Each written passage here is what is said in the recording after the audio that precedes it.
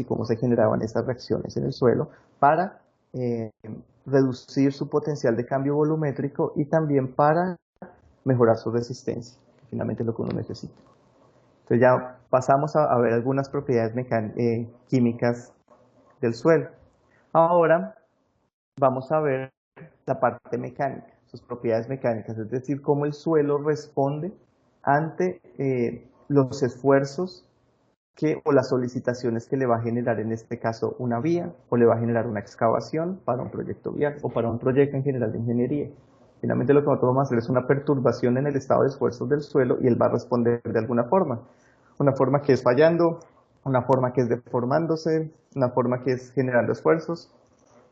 Entonces vamos ahora a estudiar en lo que nos queda de este módulo esa respuesta mecánica, primero enfocada a la caracterización de las subrasantes y después, al final del día, veremos algo sobre estabilidad, problemas de estabilidad. ¿Listo?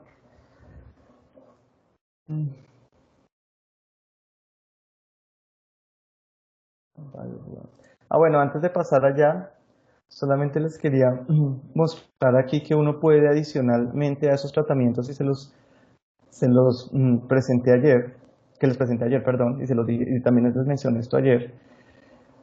Uno puede alternativamente hacer unos tratamientos al suelo, unas modificaciones que son más drásticas. Entonces pensemos que necesitamos estabilizar unas arenas que son granos ya grandes, unas arenas que están sueltas.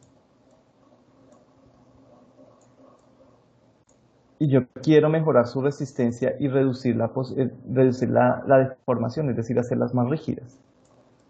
Que es lo que yo hago cuando tengo una reacción puzolánica. ¿Se acuerdan que se generaban esos filamentos aquí que me unían los granos, pero pues a una escala de granos de milímetro, de medio milímetro, pues eso ya no es viable. Y bueno, y tampoco tengo esa lúmina que necesito para que se formen los filamentos y se dé la reacción puzolánica. Entonces, en esos casos, hay otras alternativas y es hacer una estimulación biológica para que se genere un proceso de precipitación de calcita. ¿Y qué se va a lograr con esa precipitación de calcita? Se va a generar un calcio, una calcita, el calcio es CaCO3, un carbonato de calcio, un carbonato de calcio que él va a generarme, se va a precipitar, y cuando se precipita, él me va a generar un cemento aquí entre los granos, entre esos granos de arena. Y les decía yo en la clase anterior que esos tratamientos se usan mucho en zonas donde hay arenas sueltas para, por ejemplo, construir vías de ferrocarril, donde las deformaciones deben ser muy bajas en zonas de cruce, por ejemplo. Entonces ese tipo de tratamientos se utilizan en zonas donde yo requiero hacer mejoramiento de estas arenas sueltas. Entonces hace mucho les decía en Holanda, lo usan bastante. Ellos investigan bastante el tema y utilizan tratamientos como este que se llama BioGrout. Bueno, yo no sé cuál es la traducción de eso. Este BioGrout o BioGrout lo que hace es que ellos le inyectan al suelo, le inyectan algo que es un lactato de calcio. Un lactato del calcio es calcio con esto. Este es el lactato de calcio. Se lo inyectan al suelo. Miren que eso tiene un aporte de carbono. Además, ellos le inyectan una solución rica en microbios, en vida, en microbios, en vida unicelular. Eso ya son otros temas, por supuesto. Y le aplican nutrientes en forma de NH4. A partir de eso, ellos empiezan a generar una reacción con el lactato, con este lactato de estos microbios.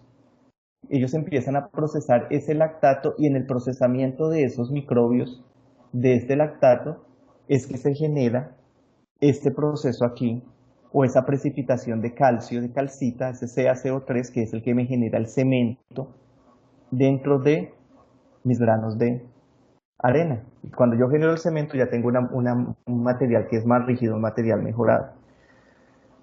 Eso pues finalmente es así contado, ya uno lo puede llegar a estudiar, y les decía, uno tiene finalmente una reacción, esto es el metabolismo, uno tiene que ver cómo se da el metabolismo de este lactato, el metabolismo en estos microbios. Entonces uno lo que hace es balancear una ecuación bioquímica, uno primero trabaja con la parte anabólica de la reacción, luego la parte catabólica y luego ensambla toda la parte metabólica.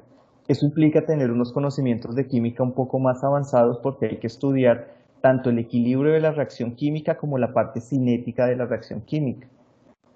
Cuando se hace eso, uno es capaz de predecir, por ejemplo, qué concentración de lactato debe uno eh, incluir en su reacción para controlar la velocidad a la que se va a generar la precipitación del calcio y se van a generar estos puentes aquí, este cemento de calcita.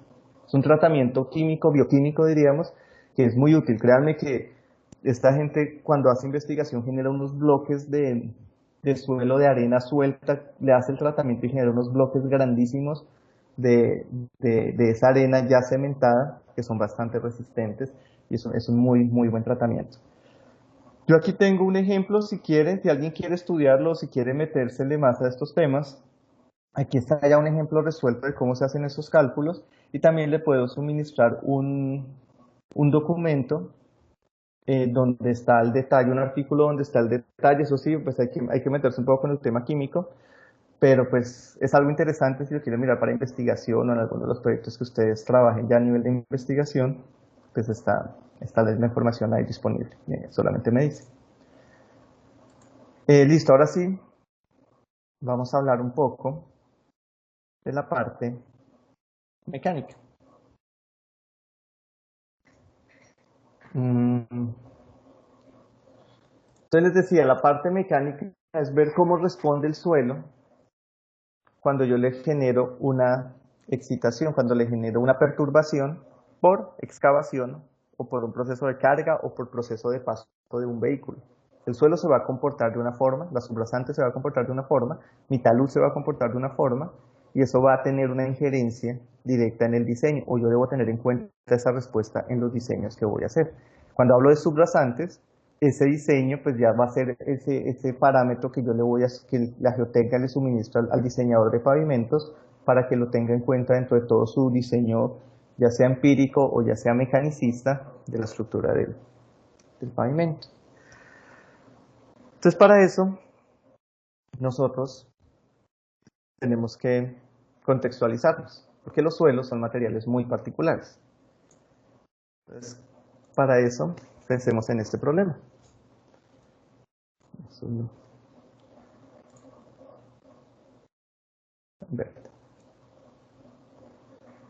Tenemos una vía,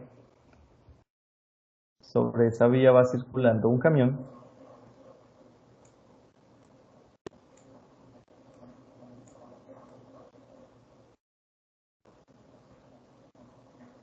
Bueno, ustedes me creen que eso es un camión. Yo por aquí tengo un elemento de suelo, por aquí abajo.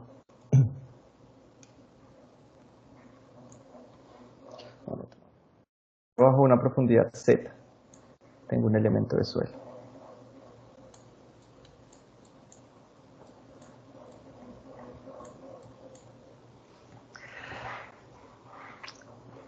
Cuando este elemento de suelo, perdón, cuando el camión circula en esta dirección, él genera una perturbación sobre este elemento de suelo que está por acá. Él le va a generar un esfuerzo que va a ser un esfuerzo variable. A medida que él se va acercando, él va generando como un pulso aquí. Y cuando él está justo encima del suelo, pues él va a tener aquí, digamos que su máximo esfuerzo, un esfuerzo vertical, ¿cierto? Un cambio en el esfuerzo vertical generado por el camión. Pero antes el suelo ya estaba sometido a un esfuerzo inicial. Él aquí cuando está aquí abajo, pues él ya tiene un poco de suelo encima, más el pavimento, entonces él ya tiene un esfuerzo inicial, ya tiene un sigma inicial, un sigma vertical inicial, y lo que yo hago con el camión es generarle una variación en ese esfuerzo. en ese esfuerzo vertical. Entonces miremoslo por aquí. Si hacemos un zoom a eso, yo tengo mi elemento de suelo. Tengo aquí un esfuerzo vertical in situ y cuando viene el camión le genera una variación en ese esfuerzo. El suelo en su condición original, él también va a estar sometido a un esfuerzo horizontal. Un esfuerzo horizontal aquí. ¿Cierto? Cuando yo le genero el cambio de esfuerzo, pues también va a haber un cambio en el esfuerzo horizontal. Entonces, cuando yo le genero esta perturbación por el tránsito, el suelo me va a responder de una forma. ¿Cómo me responde el suelo a mí? Lo que él va a hacer, estamos aquí en un elemento infinitesimal abajo del suelo. Entonces el suelo lo que va a hacer es lo siguiente. Ya lo hablábamos ayer. Si yo tengo una curva en la cual aquí tengo el esfuerzo, y aquí tengo la deformación, esfuerzo aquí y deformación aquí. Esta variación en el esfuerzo, ese esfuerzo rojo que yo le estoy generando, el suelo va a empezar a deformarse. Entonces aquí, yo estaba en mi condición inicial por acá y el suelo empieza a deformarse, y él va a llegar a un punto. Este esfuerzo que yo estoy generando aquí va a ser ese delta sigma que yo le estoy generando desde la superficie. Esto es un sigma, no una G. Sigma. Este esfuerzo me genera a mí una deformación. ¿Cierto? Yo sé que mi suelo, si yo le hiciera un ensayo de laboratorio, pues él va a tener una curva esfuerzo deformación que va a seguir por acá, hagámosla de otro color. Una curva esfuerzo deformación que ya va a seguir por acá.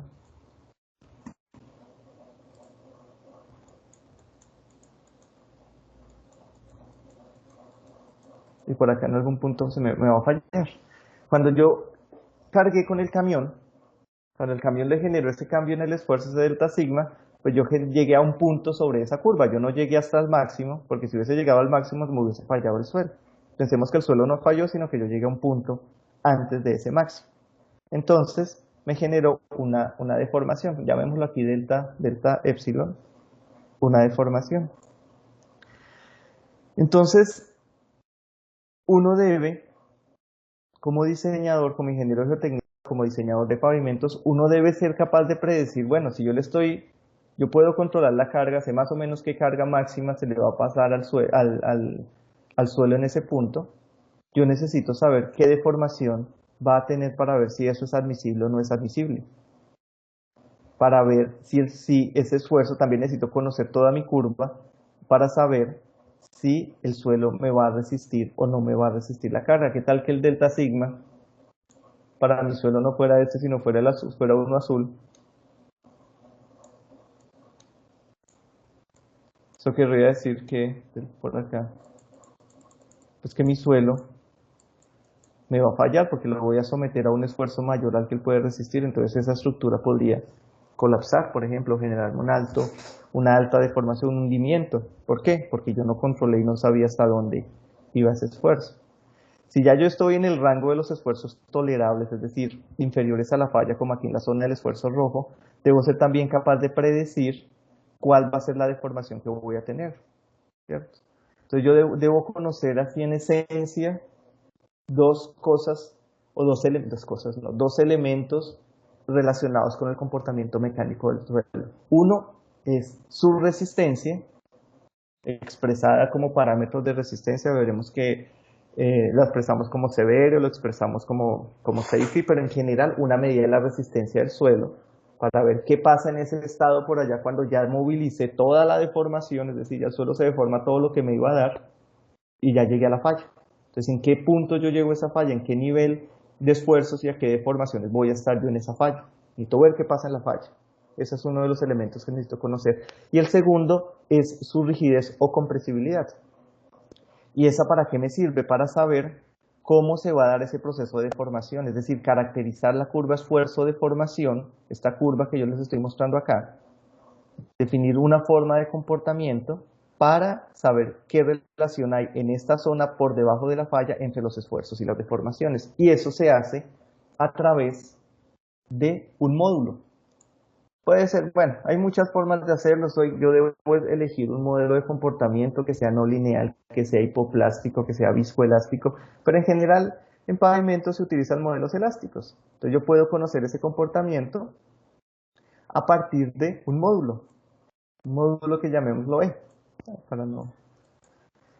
Y ese módulo lo que está haciendo es relacionarme los esfuerzos, delta sigma, vamos con los colores.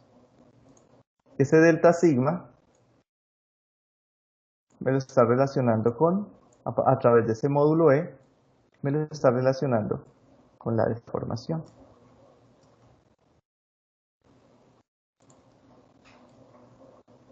Entonces, en esencia, uno necesita conocer ese esfuerzo en la falla, esas características en la falla, un esfuerzo de falla por aquí. Esto es lo que uno necesitaría caracterizar, y lo que necesita uno caracterizar es esto para poder conocer cuál va a ser la respuesta que va a tener el suelo, incluso que va a tener el pavimento, toda la capa de pavimento, y en general cualquier material de ingeniería. Esto no es solamente para pavimento, esto es para cualquier proceso de carga y descarga en el que yo vaya a hacer un diseño, una estructura, una varilla, un perfil metálico en general. Digamos que la concepción general que uno hace es esta. Necesito conocer qué pasa, hasta dónde me resiste y qué pasa en sus relaciones, ese esfuerzo de formación para poder predecir esas deformaciones o esos esfuerzos. Si yo conozco la deformación, conocer qué esfuerzos se generan, o si conozco el esfuerzo, conocer qué deformaciones se generan. Y a partir de eso ya empezar a hacer los diseños. Entonces esos diseños mecanicistas que ustedes van a estudiar, AASHTO por ejemplo, los AASHTO recientes, ellos lo que hacen es coger y resolver o tener en cuenta todas estas propiedades dentro de un modelo matemático y ver cuál es la respuesta que va a tener el pavimento a partir de postulados de la mecánica, digamos. Entonces esa es la idea general de efectuar una caracterización de un material, en este caso de una subrasante para un pavimento. Pero nosotros estamos trabajando, hay que tenerlo en cuenta por supuesto, nosotros además estamos trabajando con suelos. Y los suelos pues tienen la particularidad, primero, de ser un material particulado, de ser un material que la resistencia está controlada por la presencia del agua, y tercero, que es un material cuya resistencia depende del confinamiento, es decir, el nivel de esfuerzos al cual está el suelo es algo importante. Entonces lo primero que uno debe hacer es conocer o ser capaz de calcular los esfuerzos a los que está sometido el suelo por allá abajo. Entonces, si uno necesita hacer un ensayo por ejemplo, un ensayo en el laboratorio de Severe no, de módulo resiliente, de una subrasante, uno necesita saber qué esfuerzo era el que tenía el suelo allá abajo, ¿no? Para poderlo reproducir en el laboratorio. Entonces, uno lo primero que debe conocer es esos esfuerzos in situ. El esfuerzo total, el esfuerzo efectivo, la presión de poros para poder después reproducir esas condiciones en el laboratorio y poderlo caracterizar. ¿Preguntas, muchachos, hasta aquí? ¿Es clara la idea general de cuál es el proceso o por qué hace uno esa caracterización y por qué es importante conocer esos esfuerzos?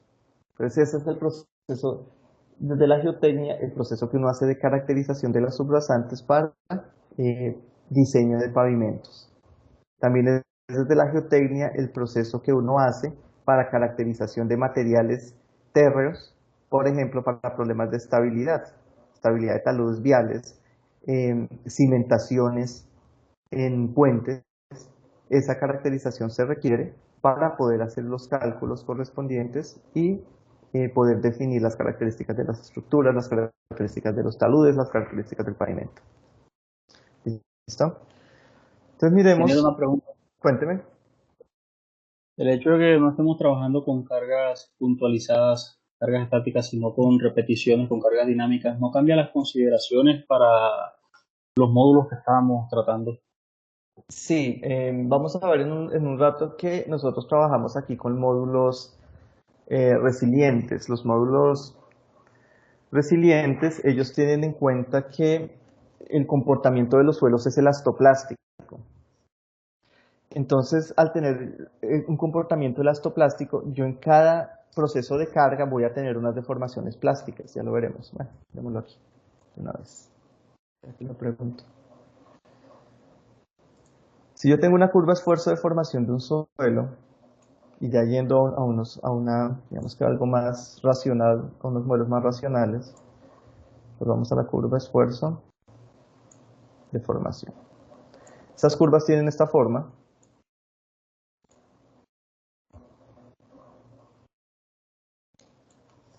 Este es un comportamiento, bueno, digamos que algunos suelos se comportan así, otros se comportan con el pico como lo veíamos ayer, eso ya depende, bueno, de otras consideraciones. Pero en general, los suelos tienen un comportamiento elastoplástico. ¿A qué me refiero yo con eso? Si yo le hago un proceso de carga a un suelo, entonces imagínense que yo le hago una primera carga al suelo, hagámosla con azul. Entonces yo un proceso de carga, empiezo a cargar el suelo, lo cargo, azul, lo cargo, digamos que lo voy a cargar por acá, a este nivel, no, a este nivel de esfuerzos. Llegué aquí. Entonces en el primer ciclo de carga, el primer camión pasó y lo que hizo fue cargarme el suelo hasta acá. Entonces le aplicó este primer delta ciclo. Cuando el camión pasó, pues el suelo se descargó. Entonces eso finalmente es un proceso de descarga aquí en el suelo. Entonces el suelo se descarga una trayectoria por acá. Entonces en ese proceso él inicialmente tuvo una deformación hasta aquí, tuvo un epsilon hasta aquí, ¿cierto? Un epsilon, una deformación total, digamos. En el proceso de descarga, miren que toda esta deformación hasta aquí, este tramo de aquí a aquí, se recuperó. Entonces eso podemos definirlo como una deformación elástica. Pero hubo un remanente de deformación plástica, esa deformación no se recuperó en el proceso. Deformación plástica. Deformación elástica y deformación plástica. Y esa es la deformación total que se tuvo por ese incremento delta sigma. Entonces, en ese primer ciclo hubo ese proceso de deformación con esta deformación plástica. Luego vino otro proceso de carga, pasó otro carro más pesado, que lo cargó hasta por acá. Entonces él estaba en una condición que estaba por aquí abajo ya, y ahora vino la carga roja. Él, en la primera parte, en todo lo que es la trayectoria azul, pues él va a tender a irse por ahí. Entonces, bueno, ustedes me creen ahí que se va más o menos por la trayectoria azul y él llega aquí, ¿cierto? Cuando él llega aquí, él ya toma por la trayectoria blanca, la que es del material, y él va a venir a llegar hasta acá. ¿Listo? Va a llegar hasta un nivel de deformación por acá, entonces aquí viene mi delta sigma rojo. Va a llegar por acá y a este delta sigma le va a corresponder una deformación total por aquí. Una deformación E. Ahora lo descargamos. Se fue el camión, el carro, lo descargamos, se descargó otro. Uy, no. En ese proceso de descarga, nuevamente, ¿qué vamos a tener? En ese proceso de descarga vamos a tener que yo recupere toda esta deformación aquí. Voy a dibujarla aquí con rojo, por aquí, por aquí. Dejémosla en otro color para que se vea. Voy a recuperar la deformación entre este punto y este punto. Voy a tener una deformación elástica, mientras que toda la deformación entre este punto y este punto no la recuperé. Esta será una deformación, una delta de deformación plástica. Entonces ahí se va acumulando la deformación plástica. Miren que tenía aquí esta deformación plástica, ahora la tengo más esta. Todas esas deformaciones, por supuesto en rasgos muy pequeños, se van a ir acumulando en el proceso de deformación cíclica, de carga cíclica que yo estoy teniendo. Entonces, eso se va a ver manifestado en el módulo después de muchas repeticiones de carga. Entonces, uno utiliza para estos procesos caracterización de materiales de subrasante, uno utiliza algo que es el módulo resiliente. Y ese módulo resiliente lo que hace es medirme el módulo del suelo, la relación esfuerzo entre el esfuerzo y la deformación, después de muchas repeticiones de carga, después de 200, 300, 500 repeticiones de carga, para tener en cuenta ese efecto que tiene la acumulación de deformaciones plásticas y también el daño en el material en general asociado a las repeticiones. Eso va a hacer que el módulo sea diferente después de cierto número de repeticiones. Entonces así se tiene en cuenta ese efecto. Es muy importante y pues esto ya hace mucho más complejos los problemas, ¿no? Tener deformaciones plásticas implica que yo debo caracterizar cómo es la parte elástica y de cómo es la parte plástica, y eso ya no es tan fácil.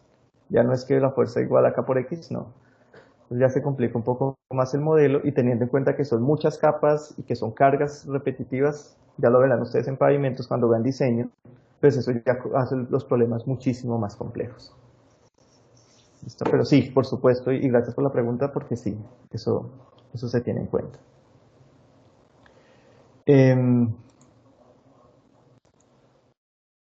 Entonces, para llegar allá, uno lo primero que debe conocer es el estado de esfuerzos del suelo.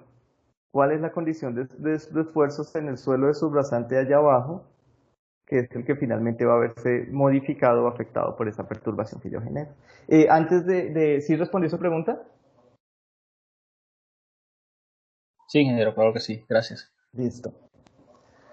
Entonces ahora miremos que es algo, esto es más para recordar, yo sé que ustedes ya lo saben, vamos a mirarlo, a verlo rápido.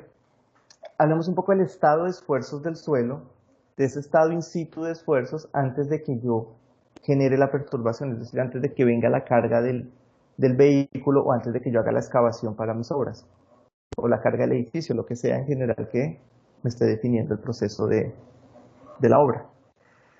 Entonces para eso vamos a tener en cuenta pues el problema, lo mismo un punto por allá abajo, y vamos a ver qué pasa con la condición de esfuerzos que tiene el suelo. Entonces lo primero que uno debe tener en cuenta es la particularidad de los suelos. Los suelos son materiales cuya respuesta va a depender de estas tres variables. Va a depender de su estado inicial de esfuerzos, va a depender de su historia de esfuerzos y va a depender de la trayectoria de esfuerzos que yo le aplique. Entonces, ¿a qué me refiero con eso? Pensemos, yo creo que está aquí dibujado, pero mejor expliquémoslo acá. Pensemos en un suelo, en ese punto en el suelo. Pensemos que yo estoy aquí haciendo un ensayo laboratorio de ese suelo. Un ensayo laboratorio como el ensayo que se hace para el módulo resiliente, pero pues ya con carga cíclica. Ya hablamos más adelante, pero por ahora pensemos en este ensayo. En un ensayo en el que yo tengo una condición de esfuerzos aquí, un ensayo triaxial, que es el que se utiliza para hacer el módulo resiliente. Entonces, en ese ensayo triaxial, pensemos que yo tengo un esfuerzo inicial sigma y el esfuerzo horizontal es igual al esfuerzo vertical. Entonces, tengo un esfuerzo sigma acá y un esfuerzo sigma acá. Pensemos que yo puedo definir una cantidad que se llama S y una cantidad que se llama T. Y vamos a decir que S es igual al esfuerzo horizontal más el esfuerzo vertical sobre 2. Y el esfuerzo, el parámetro T, la invariante se llama, que esa también se usa para el esfuerzo resiliente, para el módulo resiliente, es igual al esfuerzo vertical menos el esfuerzo horizontal sobre 2. Ustedes se acuerdan que esto se ve en geotecnia, en mecánica de suelos. Entonces, yo puedo representar estos esfuerzos, yo los puedo representar en un espacio ST, donde S es esto y T es esto. Yo puedo, en ese espacio ST, definir una línea que sea una envolvente de falla, es decir, una línea que me diga cuánto me resiste el suelo. Entonces yo puedo definirla así. Ya hablamos de esa envolvente me define ese estado de esfuerzos hasta el cual, el espacio que me define la zona donde el suelo falla. Aquí se van a combinar los esfuerzos sigma horizontal y sigma vertical en un espacio ST de tal forma que el suelo aquí va a fallar, ¿cierto? Entonces, pensemos ahora que esta es la condición inicial de esfuerzos. Si yo tengo la condición de esfuerzos que aquí es sigma y aquí es sigma, llamémoslo mejor sigma 0, para que sea inicial. Sigma 0. Entonces, si yo calculo S para sigma 0, pues va a ser sigma 0 más sigma 0 sobre 2, me da sigma 0. Y si calculo T va a ser sigma 0 menos sigma 0 sobre 2, me da 0. Entonces eso va a ser un punto por aquí, que aquí está sigma 0. Ese me representa mi estado inicial de esfuerzos, que pensemos que podría ser una idea del estado de inicial de esfuerzos que tiene el suelo allá in situ. ¿Listo? In situ antes de que yo construya la obra. Es decir, el esfuerzo aquí en este punto. Inicial no he construido nada. Ahora pensemos que que va a pasar un vehículo. Cuando pasa el vehículo, lo veíamos hace un momento, eso implica un incremento en el esfuerzo vertical, un delta sigma. Ese delta sigma va a verse reflejado en una variación en S y T. Entonces, si nosotros hacemos el cálculo de S y de T, entonces, eso me va a dar un punto que va a estar por acá. ¿Cierto? Si yo calculo esos valores para esta condición, cuando viene el incremento de la carga vertical, yo puedo calcular S y T. Entonces, por ejemplo, S va a ser el esfuerzo vertical, calculemos. S va a ser, el verde va a ser, el esfuerzo vertical es sigma 0 más delta sigma. Bueno, ese es el esfuerzo vertical más el esfuerzo horizontal que sigue siendo sigma 0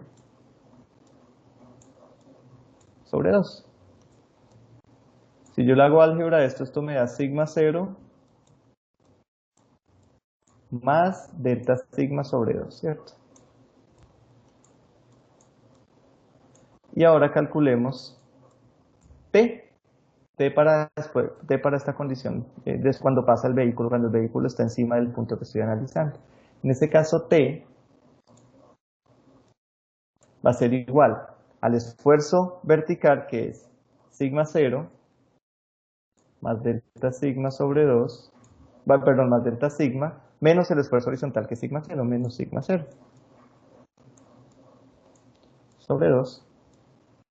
Eso me da delta sigma sobre 2.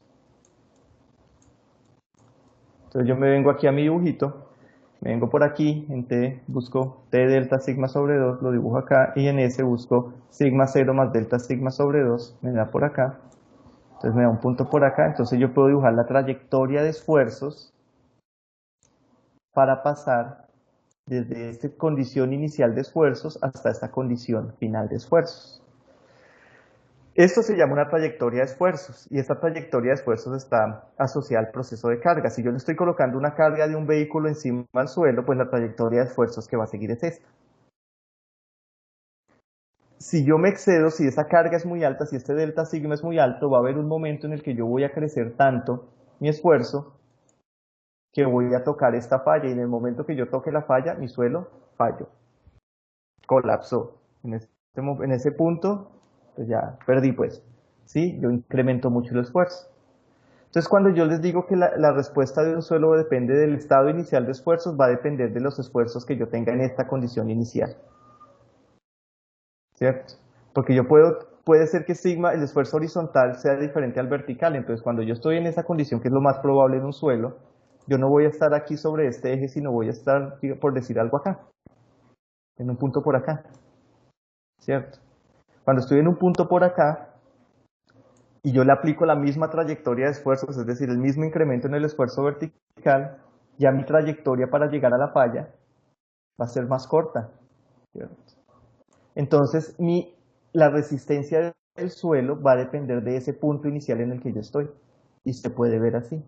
Y está asociado a ese estado de esfuerzos inicial que tiene el suelo, que sea un estado, va a depender de la relación que exista entre el esfuerzo horizontal y vertical del suelo en su condición inicial, y eso está relacionado con la historia de esfuerzos. La historia de esfuerzos es la geología, si ha habido erosión, por ejemplo, en el suelo. Si ha habido erosión, la condición va a ser diferente.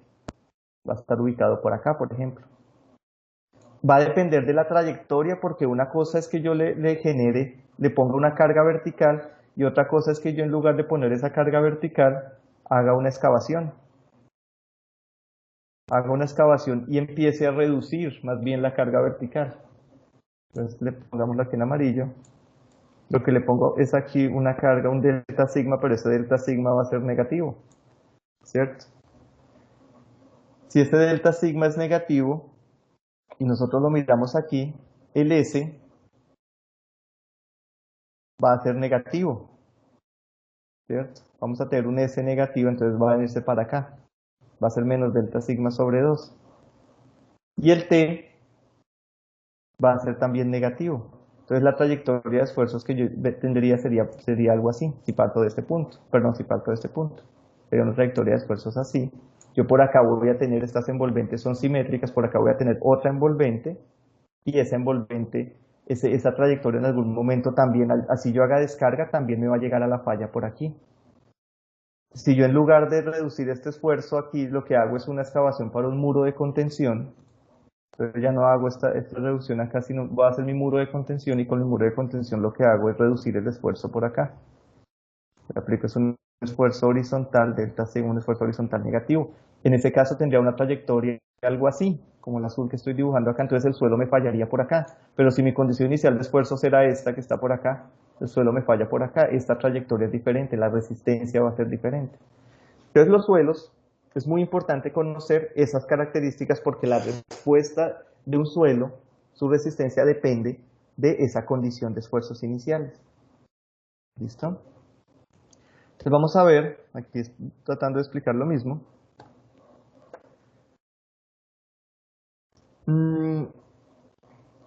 Bueno, aquí simplemente para recordar, uno, para hacer estos análisis, uno asume que el suelo es un medio continuo, que es un medio homogéneo, que bajo el nivel freático, el nivel del agua subterránea, aquí este es el nivel del agua que está a presión atmosférica, de aquí para abajo todo está saturado, saturación 100%, y de aquí para arriba la saturación es parcial.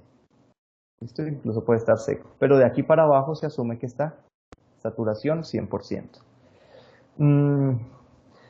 Y algo muy importante, que yo sé que ya lo he dicho como 10 veces en estos dos fines de semana, y es que la respuesta del suelo está controlada por los esfuerzos efectivos, es decir, por los esfuerzos que se generan en el esqueleto del suelo. Entonces, por eso nosotros debemos tener en cuenta el efecto del agua cuando hacemos análisis en suelos. En general, cuando nosotros evaluamos suelos, debemos tener en cuenta el efecto del agua. Por eso nosotros los ensayos los hacemos saturados, porque el agua genera un cambio en la resistencia del suelo, porque cambia sus esfuerzos efectivos, y al cambiar los esfuerzos efectivos cambia la resistencia. Entonces, por eso esos análisis se hacen saturados. Entonces es más crítico, pues. Entonces, para tener en cuenta eso, se planteó el principio de esfuerzos efectivos.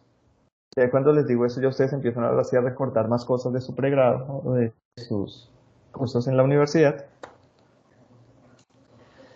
Entonces, ¿qué es lo que dice el principio de esfuerzos efectivos? El principio de esfuerzos efectivos básicamente trata de definir o de relacionar el esfuerzo total que yo aplico en el suelo con la presión de poros y el esfuerzo que efectivamente se genera entre los granos de suelo. Ese principio pues fue establecido por Terzaghi. Recuerden que él es el padre de la mecánica de suelos, ingeniero mecánico. Y él para eso establece tres cantidades. Un esfuerzo total que simplemente es la fuerza por unidad de área en el suelo, fuerza sobre área total, en una sección de suelo cualquiera. La presión de poros, que es la presión ejercida por el agua. Recuerdan que vimos el ejemplo del vaso, y vimos cómo cuando había esa presión de agua, cuando yo tenía el vaso con el hueco en el fondo, esa presión de agua lo que hacía era separarme el vaso del plano inclinado. Eso me reducía el esfuerzo que había entre las dos, la fricción que había entre las dos superficies, y eso me reducía la resistencia, y por eso el vaso se deslizaba. Entonces yo debo conocer esa presión de poros, y con base en estos calculo el esfuerzo efectivo. Bueno, aquí simplemente reitero lo de los esfuerzos efectivos, que son los que controlan los esfuerzos efectivos, son los esfuerzos efectivos entre los granos de suelo y ellos me controlan la resistencia. Entonces, esto es un poco ya un esquema de lo que es miremos una sección de suelo. Aquí está. Y miren acá cómo serían en los contactos esos esfuerzos. Yo tengo el contacto y tengo la presión del agua que trata de separarme esos granos. Entonces, al tener agua, si el agua tiene más presión, pues va a tender a separarme más los granos, entonces va a reducirme el esfuerzo que yo tengo, esa fricción entre los granos, y voy a tener menos resistencia. Entonces yo puedo calcular, si yo le aplico a este elemento de suelo una carga P y tiene una sección transversal A, un área A, yo puedo calcular el esfuerzo total como la carga total que estoy aplicando dividida el área. ¿Cierto? Si yo miro ahora cada uno de los contactos de suelo, en cada contacto, ¿qué es lo que está pasando? Lo que está pasando es esto, que yo voy a tener una fuerza que es normal al plano de contacto, que yo puedo descomponer de una componente normal y de una componente tangencial. Si yo tengo en cuenta todas las componentes normales de esa fuerza, yo puedo calcular el esfuerzo efectivo porque es la fuerza que efectivamente se está generando entre los contactos de suelo. Entonces esa fuerza efectiva, ese esfuerzo efectivo va a ser la sumatoria de todos los n's que yo voy a tener aquí en los contactos dividido el área total en la cual se está generando ese esfuerzo.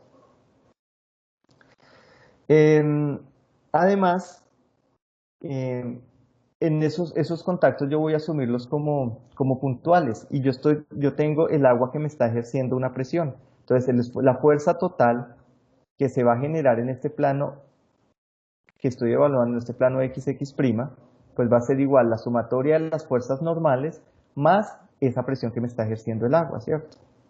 Que es μ, que es la presión de poros por el área en el cual está actuando, que es el área de toda esta sección. Entonces si yo divido todo eso por A, esto lo tengo aquí en términos de fuerzas, para ponerlo en términos de esfuerzos lo divido entre el área, entonces me va a quedar que P sobre A es igual a la sumatoria de los esfuerzos de las fuerzas normales sobre el área más la presión de poros.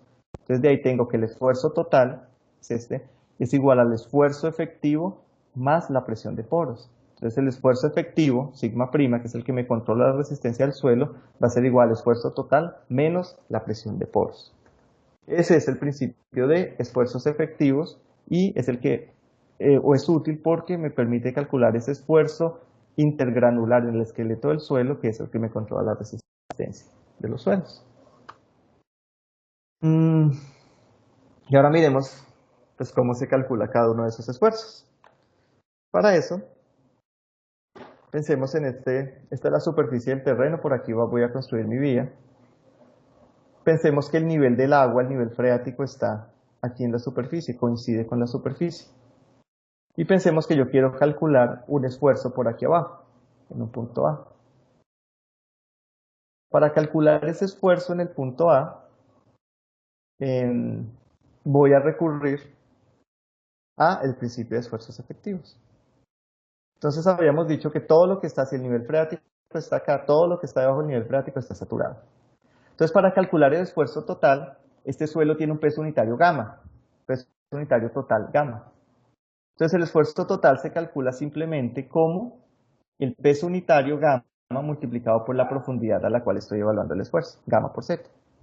La presión de poros a esa profundidad z se calcula como el peso unitario del agua multiplicado por la profundidad. O sea, creo que no hay nada que explicar, esto es simplemente repaso.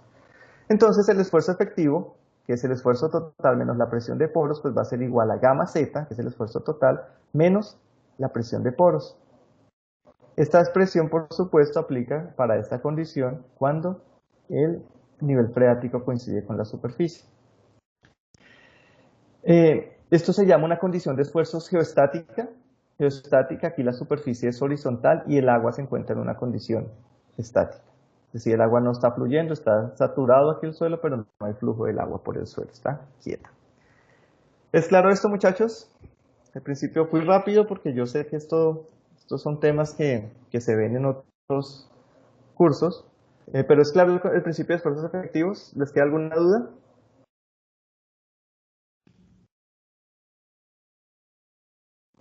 ¿Ninguna? ¿Siguen conmigo? Hasta el momento es claro. Listo, gracias, Amelia. Gracias, Amelia.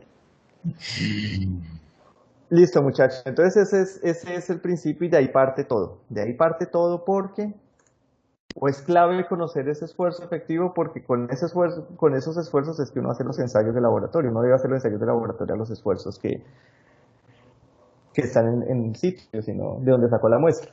En general, cualquier ensayo que ustedes hagan de laboratorio, triaxiales, por ejemplo, esos ensayos hay que hacerlos a los esfuerzos in situ. Si uno hace otro esfuerzo, pues no está haciendo nada. Lo hace al esfuerzo in situ y después le pone la carga, una carga parecida a la carga que le va a poner. Eso pues ya va a depender de las condiciones de cada sitio. Pero digamos que esa es la idea. Ese es el espíritu pues del trabajo, que se haga, a veces no se hace tanto, pero uno debería hacerlo así, por esta razón. Porque ese punto inicial me va a definir en qué momento yo voy a alcanzar la falla. ¿Listo? Es clave pues conocer ese punto. Bueno, cuando yo tengo ya el nivel freático que no coincide con la superficie, pues el esfuerzo en este punto, por ejemplo, yo voy a tener, asumamos que el suelo por debajo del nivel freático está saturado, por encima del nivel freático está seco, esta es la superficie. Entonces el esfuerzo total pues va a ser, encima de la superficie yo voy a tener el peso, el gamma D, es decir, el peso unitario seco, porque estoy asumiendo que está seco, multiplicado por ZW, que es esta profundidad, más el peso unitario ya del suelo aquí abajo, que va a ser gamma, que es saturado, este gamma aquí abajo, multiplicado por esta profundidad desde aquí, desde la línea azul hasta el punto A, que es Z menos ZW. Lo que estoy haciendo es voy acumulando el esfuerzo, entonces calculo mi esfuerzo total. La presión de poros solamente va a ejercerse desde ZW hasta Z, entonces va a ser el peso unitario del agua multiplicado por Z menos ZW. Así se calcula. Entonces el esfuerzo efectivo pues va a ser la diferencia de los dos. ¿Listo? Entonces miremos ahora un ejemplo para ver cómo se hace ese cálculo de los esfuerzos, de esos esfuerzos efectivos. Entonces miremoslo con este ejemplo, una capa de arcilla saturada de 4 metros de espesor subyace una capa de arena de 5 metros. El peso unitario de la arcilla bajo el nivel freático es 19 kilonewton metro cúbico y el de la arena bajo el nivel freático es 20 kilonewton metro cúbico. El peso unitario por encima del nivel freático de esa arena es 17 kilonewton metro cúbico. Entonces me piden calcular los esfuerzos en dos puntos debajo del suelo, los esfuerzos totales y efectivos, y dibujar su variación con profundidad. Eso es un problema típico de mecánica de suelos. Entonces este es el problema. Yo tengo acá la superficie del terreno, tengo dos capas, tengo esta capa de arena, creo que es la de arriba, subyace, sí. La arcilla es la que subyace, ay, perdón. La arcilla es la que subyace, entonces tengo una capa de arcilla, una capa de arena. En la capa de arcilla está en su totalidad bajo el nivel freático, está toda saturada, mientras que la capa de arena va a estar saturada, tengo este gamma 2 aquí de 20, y por encima del nivel freático está parcialmente saturada y tiene un peso unitario de 17. Entonces me piden que calcule los esfuerzos en el punto A, esfuerzo total, efectivo y presión de poros en el punto A y en el punto B. Para eso, bueno, también me dicen que calcule la variación de en profundidad de esos esfuerzos. Entonces para eso, pues es muy sencillo, es aplicar lo que les acabo de mostrar. Entonces mirémoslo. Si voy muy despacio, pues me dicen, yo sé que esto es sencillo. Entonces miremos para un punto que está a 3 metros de profundidad. Necesitamos primero calcular el punto A, pero para llegar al punto A primero debemos conocer este punto, esta interfaz. Uno para hacer este tipo de cálculos normalmente va calculando los esfuerzos en cada interfaz. La primera que está generada por la presencia del nivel freático, luego el cambio de estrato, punto A y punto B. Entonces miremos qué pasa a 3 metros de profundidad con el nivel freático. El esfuerzo vertical aquí, total, va a ser igual al peso unitario, que es 17, multiplicado por la profundidad, que son 3 metros. El esfuerzo vertical va a ser igual a 17 por 3, 51 kilonewton metro cuadrado, que es lo mismo que 51 kilopascales. Y la presión de poros, pues desde aquí hasta aquí no hay agua, la presión de poros es 0, entonces el esfuerzo efectivo va a ser igual al esfuerzo total, porque la presión de poros es 0, es decir, 51 kilopascales. Eso en esta interfaz. Ahora nos vamos para el punto A. Y entonces, ¿qué pasa en el punto A que está a una profundidad de 5 metros? En ese punto A, yo voy a tener un esfuerzo vertical total que va a ser igual al esfuerzo vertical que tenía a 3 metros de profundidad aquí arriba, más una variación en el esfuerzo vertical que se presenta entre 3 y 5, ¿cierto? Entonces, ¿cómo calculo eso? Entonces, el esfuerzo vertical va a ser igual a los 51 kilopascales que traía aquí a 3 metros, más la variación que se genera entre 3 y 5 metros, que va a ser el peso unitario que yo tengo aquí, los 20 kilonewton metro cúbico, multiplicado por la variación de profundidad, por 2 metros. Muy fácil, entonces me da que es 51 más 20 por 2, 20 gamma por 2 metros, que es de aquí a aquí. Eso me da un total de 91 kilonewton, aquí es metro cuadrado, un total de 91 kilopascales. ¿Listo? Y ahora miremos la presión de poros en el punto A. Para calcular la presión de poros en el punto A es equivalente a esto. Uno puede simplemente multiplicar el gamma del agua por la profundidad. Entonces la presión de poros es igual a la presión de poros que traía en 3 metros más la variación de la presión de poros. Entonces va a ser lo cero que traía aquí arriba más la variación, que es el gamma del agua, que es 9.8 kilonewton metro cúbico, multiplicado por la variación de profundidad, que son 2 metros. Eso me da 19.6 kilonewton por metro cuadrado. Aquí me volví a equivocar. Son 19.6 kilopascales. Y el esfuerzo efectivo va a ser el esfuerzo total menos la presión de poros. Me da 71.4 kilopascales. Lo mismo hacemos para 9 metros, es decir, para el punto B. En 9 metros el esfuerzo vertical va a ser igual al que tenía en 5 metros, más la variación. Entonces va a ser igual a estos 91 kilopascales, más la variación, que es el peso unitario de esa capa, que son 19 kilonewton metro cúbico, multiplicado por la profundidad, la variación de profundidad, que son 9 menos 5, 4 metros. Eso me da 167 kilopascales. La presión de poros, lo mismo, es la presión de poros que traía en A, que era 19.6 kilopascales más la variación de la presión de poros, que es el gamma del agua, multiplicado por la variación de profundidad, que son 4 metros, eso me da 58.8 kilopascales. Y finalmente, el esfuerzo efectivo, esfuerzo total menos presión de poros, me da 167 menos 58.8, eso me da 108.2 kilopascales. Entonces ya conozco los esfuerzos totales y efectivos a las diferentes profundidades en el suelo. Entonces, para calcular la variación en profundidad de esos esfuerzos, pues yo simplemente los dibujo. Entonces, para dibujarlos, dibujo en el eje vertical la profundidad, eso es lógico, y en el eje horizontal dibujo los esfuerzos. En negro dibujo el esfuerzo total, en azul el efectivo, y aquí en rojo está el esfuerzo efectivo. Entonces el esfuerzo, ya lo calculamos, el esfuerzo total y efectivo a 3 metros de profundidad es el mismo, 51, la presión de poros era 0. Luego, a 5 metros de profundidad, el esfuerzo total es 91, la presión de poros es 19 y nos tiene un esfuerzo efectivo de 71, perdón. Y a 9 metros de profundidad, el esfuerzo total era 167, la presión de poros 58, lo que nos dio un esfuerzo efectivo de 108.2 kilopascales. Aquí estamos trabajando en kilopascales. Entonces así yo conozco la variación de estos esfuerzos en profundidad. La pendiente de estas líneas, de la línea negra, pues va a estar asociada con el peso unitario del suelo en los diferentes niveles, los diferentes estratos. Y aquí esta pendiente pues va a estar relacionada con el peso unitario del agua. Me va a reflejar el peso aquí, el peso unitario total del suelo, y aquí el peso unitario del agua. ¿Es claro, muchachos? Sí. Listo.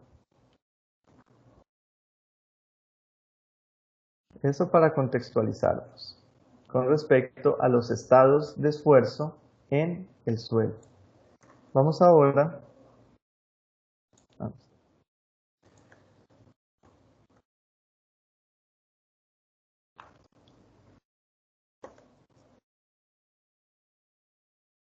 vamos a hablar un poco sobre el tema de resistencia vamos a hablar también sobre una relación constitutiva sencilla, la más sencilla de todas, que es la elasticidad, que es la que se usa en algunos de estos modelos mecanicistas para diseño de pavimentos, que verán ustedes más en otro módulo, pero son modelos netamente elásticos. Y luego sí vamos a hablar de la medición de esas propiedades.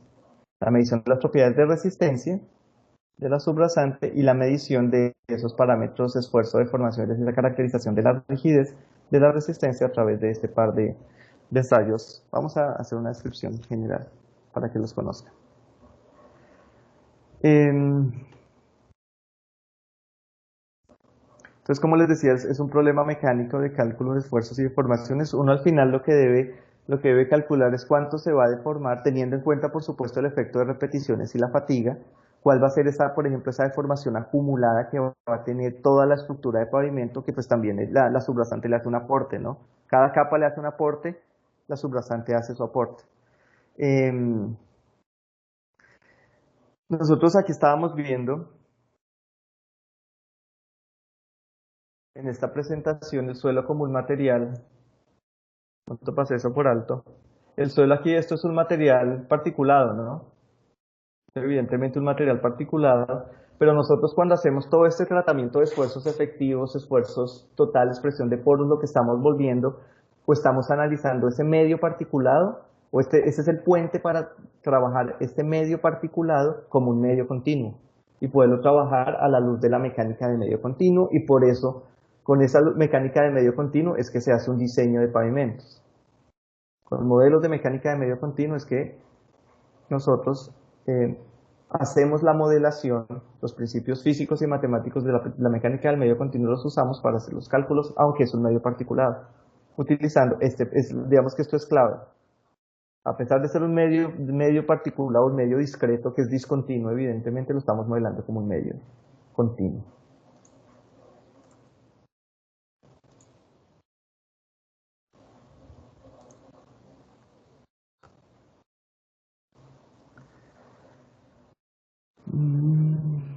Bueno, Sebes, aquí solamente estoy, digamos que poniendo explícito lo que les mencioné hace un rato sobre la importancia, qué es lo que estamos haciendo, cómo se debe hacer esa caracterización, tanto de su resistencia como de su deformabilidad, es decir, de sus módulos. Si yo sé qué esfuerzo tengo, calcular qué deformación voy a tener, eso se hace a través de esos módulos. O si conozco la deformación, poder a partir de esa deformación, qué esfuerzo me va a generar eso en el suelo.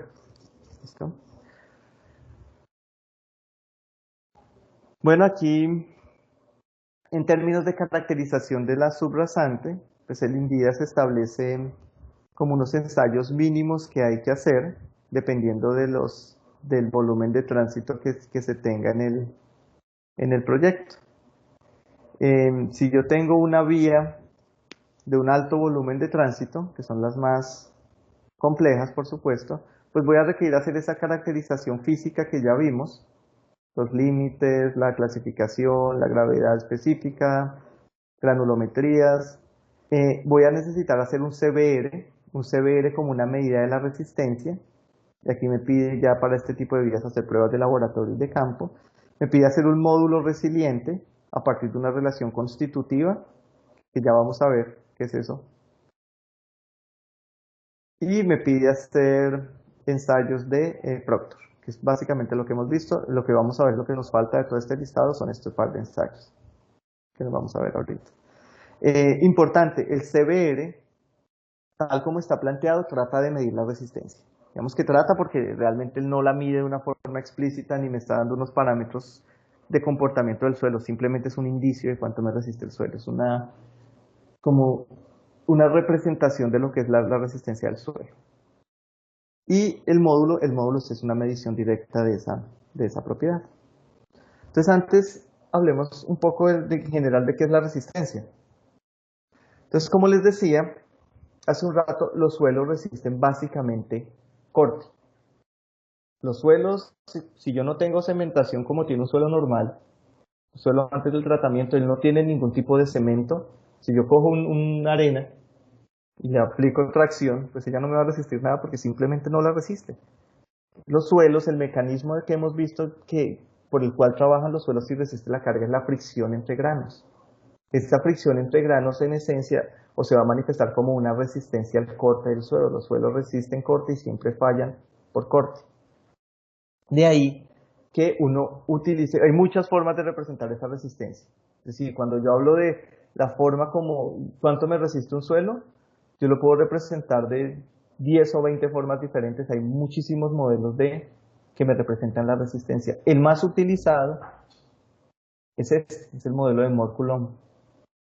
Se llama criterio de falla de Mohr-Coulomb. Si yo lo veo en la forma más sencilla, que es esta forma bidimensional, en el cual yo tengo aquí mi esfuerzo normal y aquí mi esfuerzo cortante, yo lo puedo representar como esta línea. Y esta línea me relaciona ese esfuerzo normal y ese esfuerzo cortante en la falla en un suelo. Entonces ese esfuerzo cortante es igual a una cohesión más el esfuerzo normal multiplicado por la tangente de phi, donde phi es el ángulo de fricción interna del material. Entonces, cuando yo cumplo esto, es decir, cualquier punto para esfuerzo normal, yo calculo el tau, lo calculo con esta expresión, y en cualquier estado de esfuerzos que esté acá, yo puedo conocer, o es el estado de esfuerzos que me define la falla del material. Por encima de esa línea, no hay ningún estado posible de esfuerzos. Todos los estados de esfuerzo, los que yo les mostraba en el tablerito antes, esos estados de esfuerzos van a estar por acá. Esos movimientos que yo les mostraba se van a dar por acá. Entonces esta es la envolvente de falla según el criterio de falla de Mohr-Coulomb. Si yo digo, por ejemplo, que la fricción es cero, el ángulo de fricción es cero, me queda que tau igual a tau igual a c, esto se me vuelve una línea horizontal. Cuando esto se vuelve una línea horizontal, ese se llama el criterio de Tresca. Y hay muchos otros criterios, está por ejemplo Matsuoka-Nakai, que ya son un poco más complejos, están hechos para arenas, tienen en cuenta los esfuerzos intergranulares. Está por ejemplo Drucker-Prager, está von Mises, es decir, hay un montón de criterios de falla que se utilizan ya en aproximaciones más específicas, pero en general, para los problemas que nosotros tenemos en vías, en subrasantes, en taludes, se utiliza este criterio de falla. Y esta va a ser su envolvente. Mis estados, repito, mis estados de esfuerzos van a estar por acá debajo. Encima yo no voy a tener nada. Los estados de esfuerzos no son posibles porque aquí el suelo ya falló. En el momento que falla, pues él queda ahí. Ya no se incrementa más el esfuerzo. Si nosotros, o cómo nosotros vemos eso en un suelo, ¿qué es lo que pasa en un suelo cuando se llega a esa falla? Esto implica que nosotros estamos llegando en una curva esfuerzo de formación, vamos a llegar a algo, sigma, esfuerzo de formación, nuevamente la curva. Miren que nosotros llegamos a un punto aquí, donde llego aquí a una asíntota, ese va a ser mi esfuerzo de falla, mi esfuerzo normal de falla, por ejemplo. Cuando yo llego a ese esfuerzo de falla, piensen en unas arenas. ¿Qué es lo que pasa? Que ya el suelo, a partir de una deformación, a partir de una deformación por acá, una deformación de falla, el suelo ya no, él ya no recibe más esfuerzo. Es como que se queda deformándose, pero siempre al mismo esfuerzo. Se sigue deformando, siempre al mismo esfuerzo. Y lo que pasa en el suelo es que se llega a una condición que se llama una condición de fábrica crítica. Y es una condición en la cual las partículas llegan a un arreglo, a una estructura, en la cual se empiezan a deslizar unas sobre otras, simplemente a generarse esta deformación, pero ellas ya no son capaces, como que ya se empezó, se fue de una partícula sobre la otra, ya no resisten más, pues ya no son capaces de aumentar, de resistir más cargas, sino simplemente se van. Eso se conoce como una fábrica crítica y en ese momento se da la falla del suelo. Ya no hay, si uno lo ve ya en otro tipo de modelos, ya no hay más cambios de volumen. Eso es lo que pasa en esta condición de falla. Y esta es la envolvente de falla. Reitero, en ese estado de esfuerzos representado por Mohr-Coulomb, esos son criterios que se desarrollaron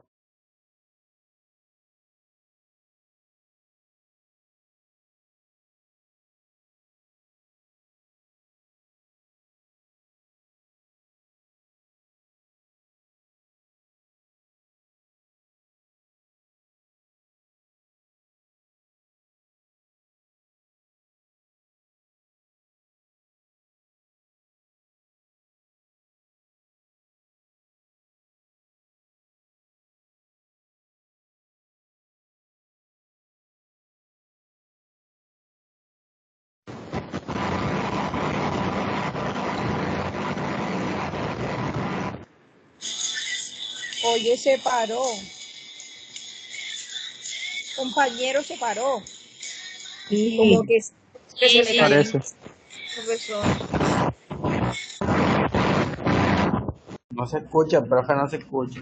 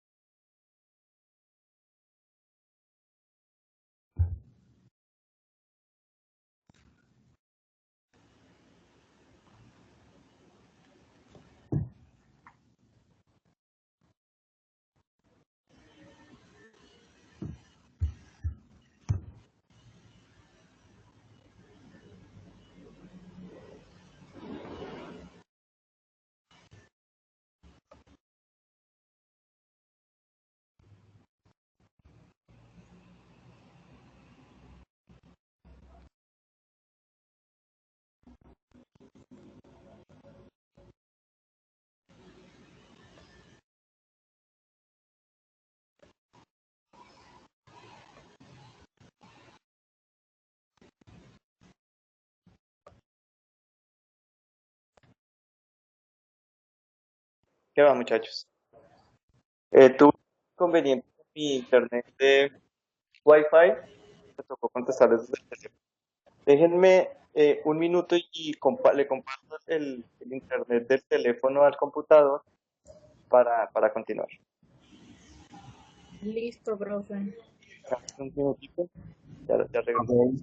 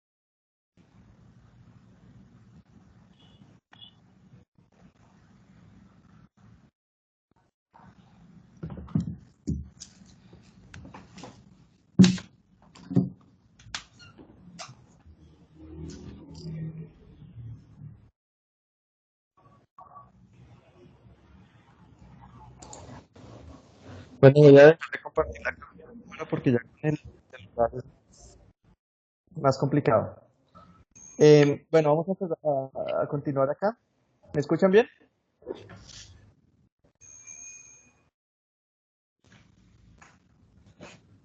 Sí, profe, claro. Listo, muchachos. Gracias. Bueno, estábamos por aquí. No creo que no. ¿Y están viendo la pantalla? Sí, Inge, ya se ve. Listo, muchachos, gracias. Entonces les decía, yo puedo esta envolvente de Moore Coulomb, que yo tengo aquí en un espacio tau sigma, que es el espacio normal, y que esto es un criterio de falla que ya es bastante antiguo, se desarrolló para metales hace rato. Yo puedo expresarlo en algo que es más práctico para nosotros en geotecnia, que es en la trayectoria ST.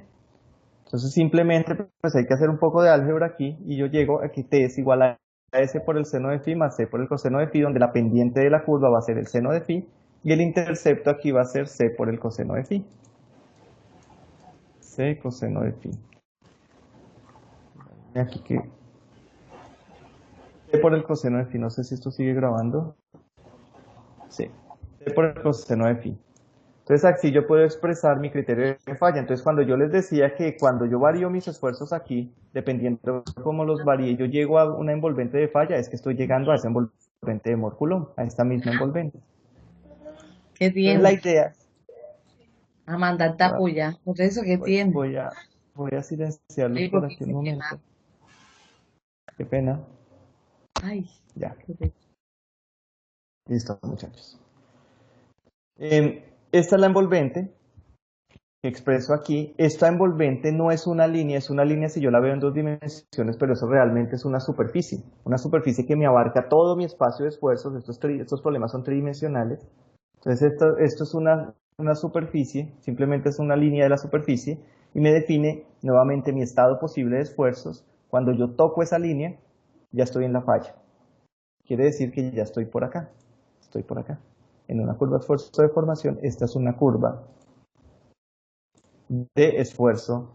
Esto es una medida del esfuerzo normal, esta es una medida del esfuerzo cortante en estas condiciones.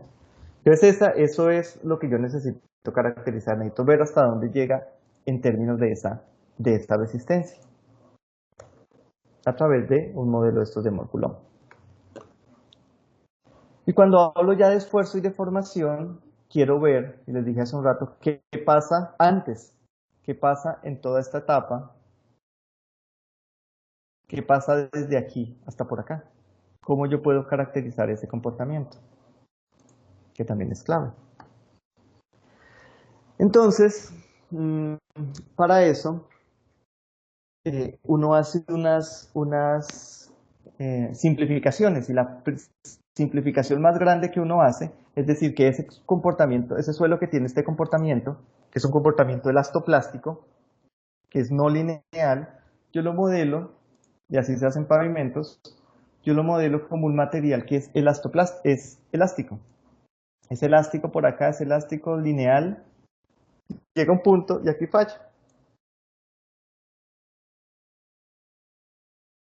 Entonces este comportamiento verde, que es el real, yo lo modelo con un comportamiento como el rojo, que es un comportamiento elástico acá, y aquí es plástico, es un elastoplástico perfecto, pero yo cuando estoy trabajando mis problemas de esfuerzos y deformaciones en vías, en pavimentos, como las cargas son relativamente pequeñas, yo voy a estar por acá, es decir, yo trabajo con un modelo elástico. Y es un modelo elástico que es elástico, lineal, isotrópico, homogéneo y continuo. Entonces, este es un material que yo asumo estas condiciones, el comportamiento que yo asumo, un comportamiento lineal. Ese comportamiento lineal elástico lo llamo un material Chile. Creo que eso sí, un material Chile, que es mi simplificación, la gran simplificación que yo hago. ¿Por qué? Porque estoy asumiendo que el material es continuo,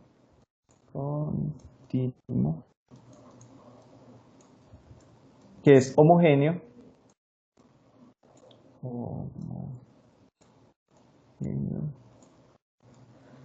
que es isotrópico. ¿Me recuerdan por favor qué es isotrópico? Isotrópico.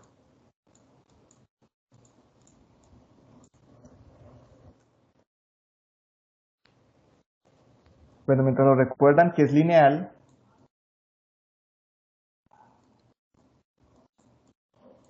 y que es elástico.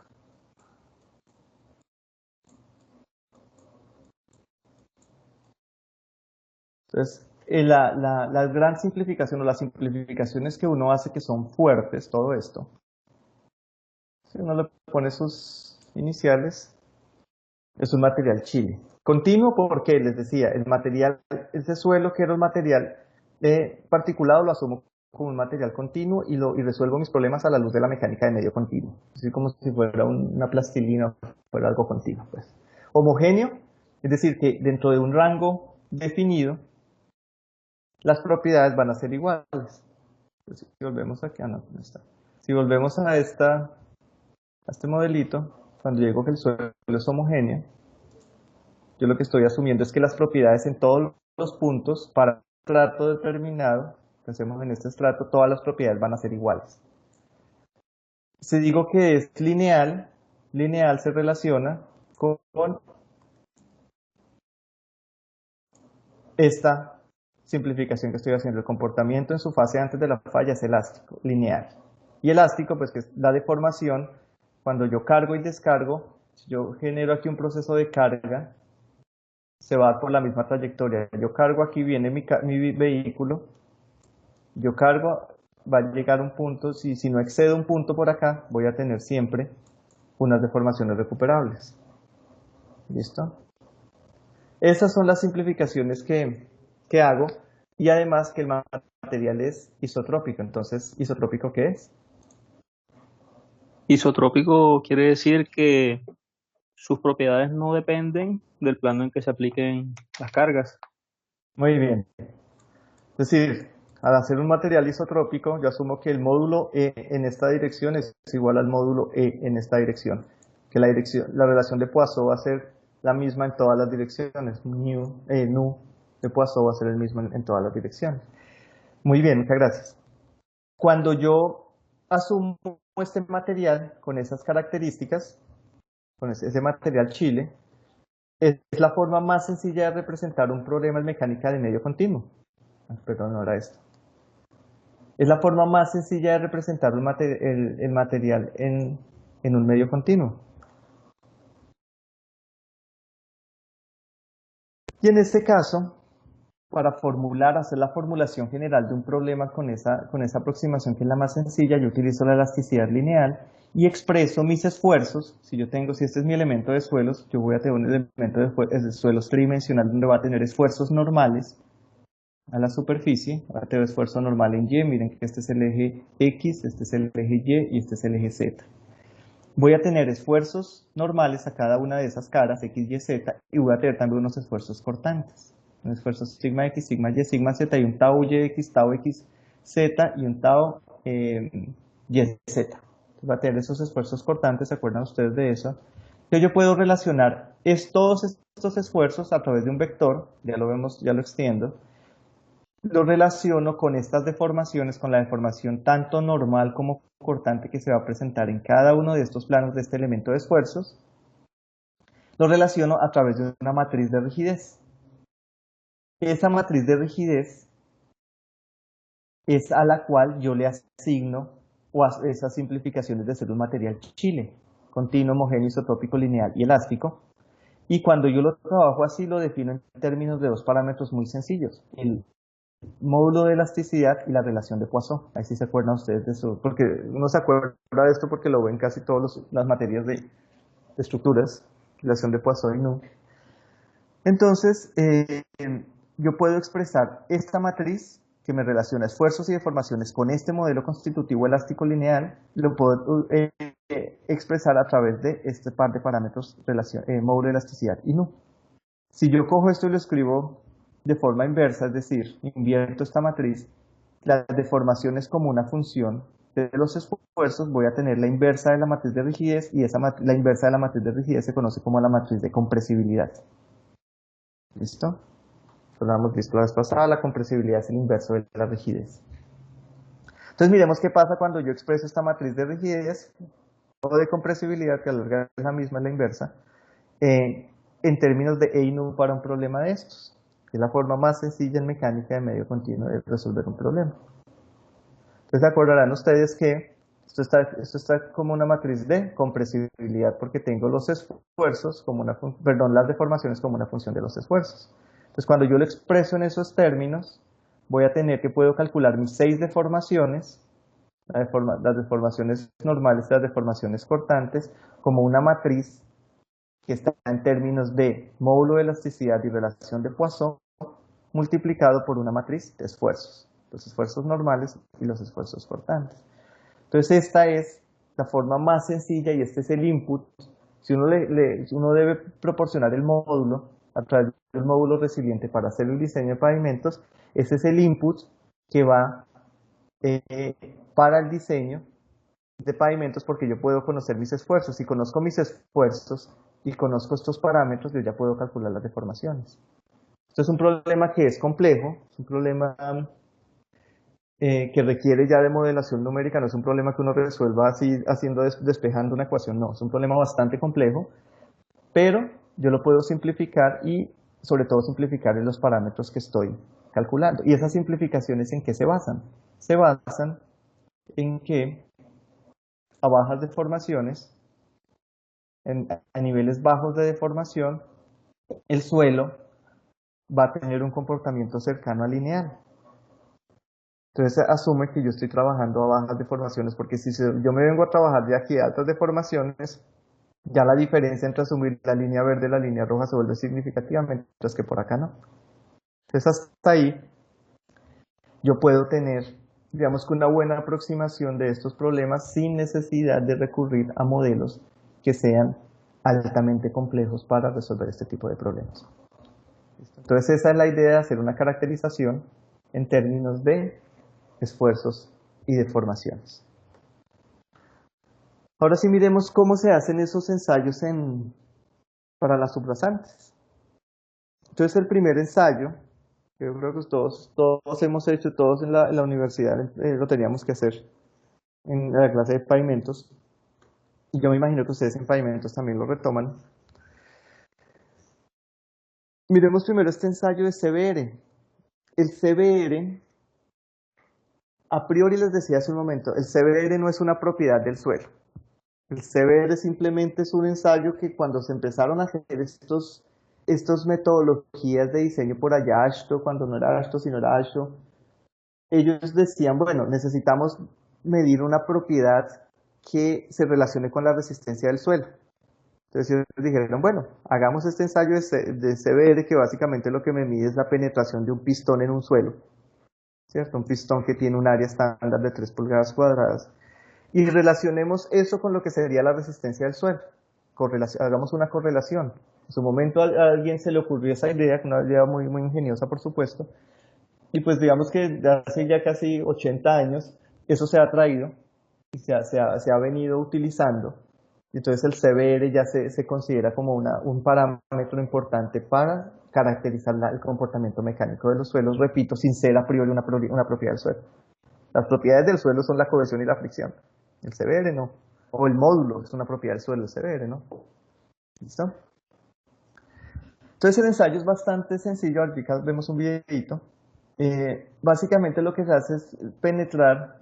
Yo utilizo unos moldes. Estos son los moldes que se utilizan para hacer el método C de los ensayos Proctor, es decir, un molde un poquito más grande de 15 centímetros de diámetro y de 17, casi 18 centímetros de altura, y con este collar que tienen aquí en la parte superior. Y aquí tiene un disco que ya veremos, digamos que para hacer el empalme con el molde. Uno lo que hace aquí es que genera una compactación similar a la que se hace con el ensayo de Proctor, pero teniendo en cuenta que este molde es más grande, entonces utiliza el método C, utiliza más golpes. Y uno lo que hace es generar aquí su muestra de suelo. Su muestra de suelo, ya sea una muestra de suelo sin tratar o una muestra de suelo tratado. La idea es medirle la resistencia en términos del CBR a ese suelo. Entonces uno lo que hace es que genera su muestra de suelo y registra, lleva ese molde de suelo. Aquí está, este es el montaje que se hace. Aquí se generó, se compactó el suelo dentro del molde en 3 capas o 5 capas, dependiendo del ensayo, que si lo estoy haciendo normal o modificado. Pensemos que está en 3 capas. Lo llevo a saturar por 24 horas o por 96 horas, depende. El caso es que yo lo saturo, garantizo que la muestra está saturada para ver qué efecto tiene el agua. Le pongo una sobrecarga aquí para controlar la expansión que va a tener el suelo si tiene mucha arcilla. Esto lo que hace es controlarla. Y después de que lo tengo aquí de que lo he saturado, lo llevo a una prensa con la idea de, ahora sí, con este elemento, este pistón de 3 pulgadas cuadradas, empiezo a insertarlo en el suelo. Con la prensa voy bajando, voy insertando el suelo a una velocidad de 0.05 pulgadas por minuto y voy registrando para diferentes penetraciones, voy registrando el esfuerzo que se va generando. Voy registrando el esfuerzo que se va generando, lo registro y debo especialmente registrar el esfuerzo que se generó para que penetre 0.1 y 0.2 pulgadas, es decir, 0.25 milímetros, 2.5 milímetros y 5 milímetros, ¿cierto? Estos son los esfuerzos que se tienen de referencia para calcular el CBR. Esos esfuerzos de referencia, ¿qué son? son esfuerzos, o alguien se puso cuando se definió el CBR, ellos lo que hicieron fue medir la penetración, el esfuerzo que se necesitaba para penetrar unos agregados resistentes, un triturado resistente. Ellos midieron el esfuerzo que se requería para penetrar 0.1 pulgadas o 0.2 pulgadas, y a partir de eso definieron el CBR como. El CBR es la división entre el esfuerzo que yo necesito para penetrar 0.1 pulgadas en mi suelo, lo divido entre ese esfuerzo de referencia que les dio a ellos para su material allá de referencia, su triturado de buena calidad, que era 6.9 megapascales, que equivale a 1000 psi, para penetrar 0.1 pulgadas. Y para penetrar 0.2 pulgadas, estoy trabajando con, hoy he encontrado un esfuerzo de 10.3 megapascales. Entonces yo mido la penetración, la mido antes de saturar, la mido después de saturar, sí, son 96 horas. Después de saturar 96 horas, y a partir de eso defino una curva. Entonces les decía, yo hago mi montaje, en mi suelo acá, empiezo a incrementar aquí el esfuerzo vertical y voy midiendo para diferentes penetraciones, lo mismo que cualquier ensayo de compresión. Voy definiendo para diferentes penetraciones del pistón, voy mirando el esfuerzo vertical. Entonces construyo una gráfica de estas, en la cual tengo aquí la penetración en milímetros y aquí tengo el esfuerzo en megapascales. Ese esfuerzo en megapascal, perdón, de esa curva, aquí está una curva que no requiere corrección. Miremos primero esa. Yo registro, bueno, tengo aquí milímetros, en 0.1 milímetros me vengo para acá, leo el valor del esfuerzo, que había registrado, que es más o menos 4 megapascales, y ese lo divido por los 6.9 megapascales de referencia del ensayo, 6.9 megapascales que son 1000 psi, y reporto ese CBR ahí. Me voy para 0.2 pulgadas, que son 5 milímetros, y hago el mismo ejercicio, pero ahora divido entre 10.3 megapascales o 1500 psi, y ese es el valor del CBR. Yo puedo adicionalmente, o en general, cuando uno hace estos ensayos, el suelo sufre un proceso aquí de acomodamiento. El suelo aquí se acomoda, entonces yo no tengo una curva que es cóncava hacia abajo siempre, sino que tengo aquí una fase inicial de concavidad hacia arriba. Esa fase inicial se debe a problemas de compactación, a veces a problemas de todo el montaje que uno hace acá del ensayo. Entonces este montaje, eso se acomodan esas piezas y se genera esa concavidad hacia arriba. Entonces uno lo que hace es corregir, uno define un tramo recto acá, lo prolonga hasta que se cruce con el eje horizontal y desplaza sus datos y toma este como valor inicial 0, desplaza todo y ahí sí determina los valores, hace esta corrección, que es una corrección que se hace, digamos que es rutinaria, esa siempre hay que hacerla.